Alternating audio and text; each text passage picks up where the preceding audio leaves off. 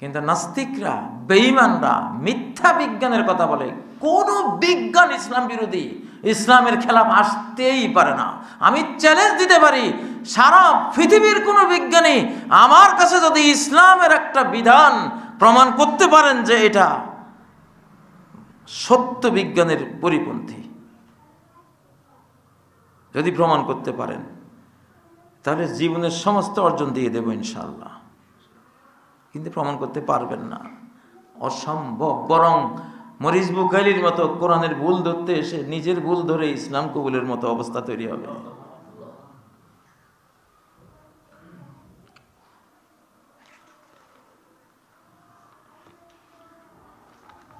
এখানে জার্মান একটা বিশ্ববিদ্যালয়, টবিংটন বিশ্ববিদ্যালয়, সেখানে তারা আল কোরআনের একটি কপি প্রদর্শন করছে, যেটা তেজস্ক্রিয় কার্বন দিয়ে কোরআনে কারীমের এই কপিটা পরীক্ষা করে, আমার এখানে আছে kahil7.com, kahil7.com এর মধ্যে আপনারা পাবেন যে এই কোরআনের কপিটা ওই যুগে লেখা যেই যুগে নবী সাল্লাল্লাহু আলাইহি ওয়াসাল্লাম বেঁচে ছিলেন। তেজস্ক্রিয় কার্বন দিয়ে ল্যাবরেটরিতে পরীক্ষা করে টবিংটন বিশ্ববিদ্যালয়ের জার্মান বিজ্ঞানীরা তারা বলেছে যে হ্যাঁ, এই কোরআন 610 খ্রিস্টাব্দ থেকে 645 খ্রিস্টাব্দের ভিতরে এই কোরআনের কপি লেখা হয়েছে। নবীজির মৃত্যু হয়েছে 632 খ্রিস্টাব্দে। 610 খ্রিস্টাব্দে তিনি নবী হন, 632 খ্রিস্টাব্দে 23 বছর পরে তিনি মারা যান। এই কোরআনের কপি ওই সময়ের লেখা। আল্লাহ, হুবহু ওই কোরআন আর আমাদের হাতে থাকা কোরআন এক। সূরা তাহাটা এখানে kahil7.com এখানে আছে, সূরা তাহা। ওরা দেখাচ্ছে যে খুব আয়াত, তাহা মা আনজালনা আলাইকাল কুরআনা লিতাশকা, ঠিক আয়াত এই কোরআনে যা সেই 1400-1450 বছর আগের সেই প্রাপ্ত কবিতেও তা, কোনো সন্দেহ নেই আল্লাহর কোরআন। অতএব উলামায়ে কিরামকে জিহাদে কবির করার ডাক আল্লাহ দিয়েছেন যে কোরআন দিয়ে যুদ্ধ করো। জ্ঞানের যুদ্ধ। কিসের যুদ্ধ? জ্ঞানের যুদ্ধ। আমরা ওপেন চ্যালেঞ্জ জানাতে পারি, সারা বিশ্ব ইনশাআল্লাহ আগামী দিনগুলোতে মুসলিম হয়ে যাবে ইনশাআল্লাহ। তারা যত বেশি জ্ঞানের দিকে যাবে তত বেশি ইসলামের দিকে আসবে। আমরা এমনিতে দেখতে পাচ্ছি ইউরোপিয়ানদের অধিকাংশ গির্জা এখন মুসলিমরা কিনে ফেলেছে, ক্রয় করতেছে, মসজিদ বানাচ্ছে। তারা পঙ্গপালের মতো ইসলামের দিকে আসছে। তো আমাদের যুবকরা কোন দিকে যাবে? পুরান পাগলেরা হেদায়েত হয়ে যাচ্ছে, আর তোমরা নতুন পাগল হবা? কোনো দরকার নাই। আল্লাহ তাআলা আমাদের উলামায়ে কেরামদেরকে বুঝার তৌফিক দান করুন। এই জ্ঞান এই যুগে এই জ্ঞানটা দরকার। আল কোরআনের সায়েন্টিফিক ব্যাখ্যাগুলি, এটা আল্লাহর দান। আল্লাহ কোরআন দিয়েছেন এশিয়ায়, আর কোরআনের গবেষণা দিয়েছেন আমেরিকায়, ইউরোপে। ওদেরকে কোরআনের গবেষণা দিয়ে টেনে আনছেন, আর আমাদেরকে কোরআনের বাহ্যিক, যেটা আমরা ওয়ারিসি সূত্রে পেয়েছি, এটা দিয়ে টানতেছেন ইসলামের দিকে। প্রতিদিন প্রায় 1000 জ্ঞান গবেষণার ফলাফল টোটাল ওয়ার্ল্ডে প্রকাশিত হয়। প্রত্যেকটা ফল, যদি সেটা ফলাফলটা বাস্তব হয়, কোরআনের সাথে মিলে যায়। এই একটা জিনিসই, এই যে প্রাইমারি যে জিনিসটা দেখাইলাম এখানে, আজবুজ জানাব সহিহ বুখারীতে নবীজি বলে গেছেন, সেটা কোরআনে আছে সূরা কাফের 4 নম্বর আয়াতে। আজকে সেটা ব্যাপক লেখা আছে, আপনারা সার্চ করবেন ইউটিউবে।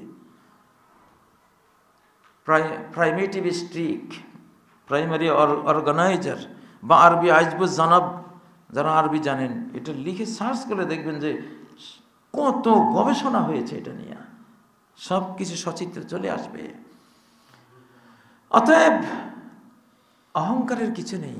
আল্লাহর হুকুম অমান্য করাটাই অহংকার। অহংকার কাকে বলে? আল্লাহর হুকুম অমান্য করাকেই অহংকার বলে। এটা অহংকার। শয়তান যখন আল্লাহর হুকুম অমান্য করেছিল, আল্লাহ কি বললেন? আস্তাকবারতা, অহংকার করেছ। কারণ নিজেকে তুমি যদি বড় না ভাবতা, তাহলে আমার হুকুম তুমি অমান্য করতে না। নিজেকে ছোট যদি মনে করতা, তা আমাকে বড় যদি মনে করতে, অবশ্যই আমারটাই তুমি মেনে নিতা। আজকে বকে যাওয়া ছেলে মেয়েদেরকে, তরুণীদেরকে, 5th জেনারেশনকে হেদায়েতের পথে আনতে হলে আল কোরআনের পুরনো গবেষণাগুলোর পাশাপাশি এই জেনারেশনের সকল গবেষণা তুলে ধরতে হবে ইনশাআল্লাহ। তাহলে তারা চলে আসবে। সাদাকায়ে জারিয়া, উলামায়ে কেরামের খেদমতটি করুন ইনশাআল্লাহ, সাদাকায়ে জারিয়ার সওয়াব আপনারা পাবেন। লা ইয়াহদিয়াল্লাহু বিকা রাজুলান ওয়াহিদান খায়রুল লাকা মিন হুমুরিন নাম। একজনকে যদি আল্লাহ তোমার দ্বারা হেদায়েতের পথে আনেন, লাল রঙের উটের পাল, এক যুগের সর্বশ্রেষ্ঠ সম্পদ, তুমি ওই সম্পদের মালিক। বিল গেটস হওয়ার চেয়েও যেন তুমি বড় কিছু হয়ে গেলে, বড় কিছু তুমি পেয়ে গেলে। আমাদের 5th জেনারেশন, 5ম প্রজন্ম চলছে রকেটের গতিতে, সুপারসনিক, হাইপারসনিক গতিতে। শব্দ থেকে 5 গুণ 10 গুণ গতিতে তারা চলছে, তাদের জগৎ চলছে। আর আমরা যদি গরু গাড়িতে করে রওনা দেই,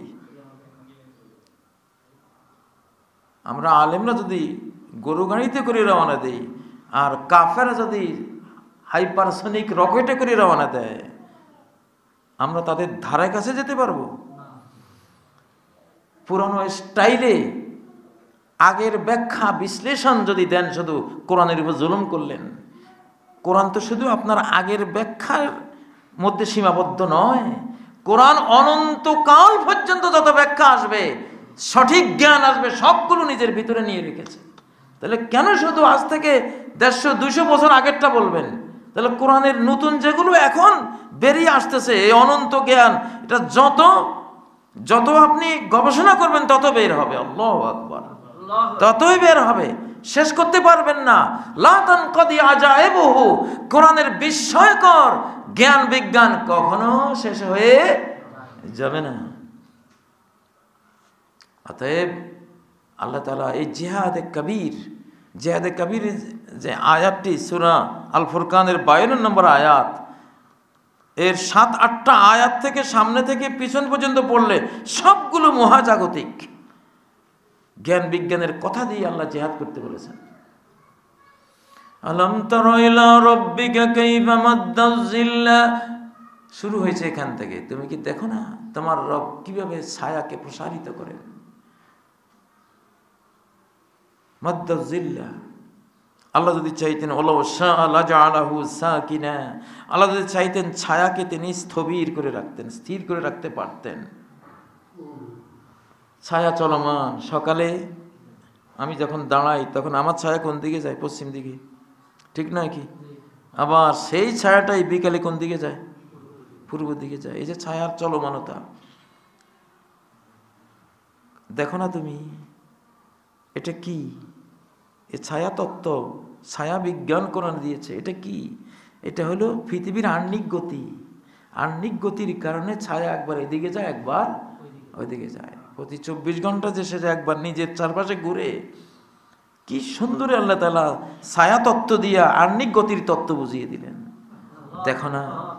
দেখো না চিন্তা করে, ছায়া স্থির যদি হতো তা পৃথিবীর আহ্নিক গতিটা হতো না। ছায়া চলমান মানে সে ঘুরতেছে, একবার এদিকে যাচ্ছে, একবার ওইদিকে যাচ্ছে। এইটার ধারাবাহিকতায় অনেক সায়েন্টিফিক টার্ম বর্ণনা করতে করতে তারপরে আল্লাহ বললেন ফালা তুতিল কাফিরিনা ওয়াজাহিদহুম বিহি জিহাদান কাবীরা। এই মহাজাগতিক মহাবৈজ্ঞানিক এই কোরআন দিয়ে কাফেরের বিরুদ্ধে কি করো? জিহাদ করো, তারে উদ্ধার করো, তারে বাঁচাও।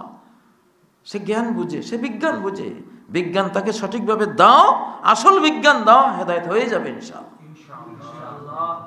আল্লাহ তাআলা আমাদের তৌফিক দান করুন।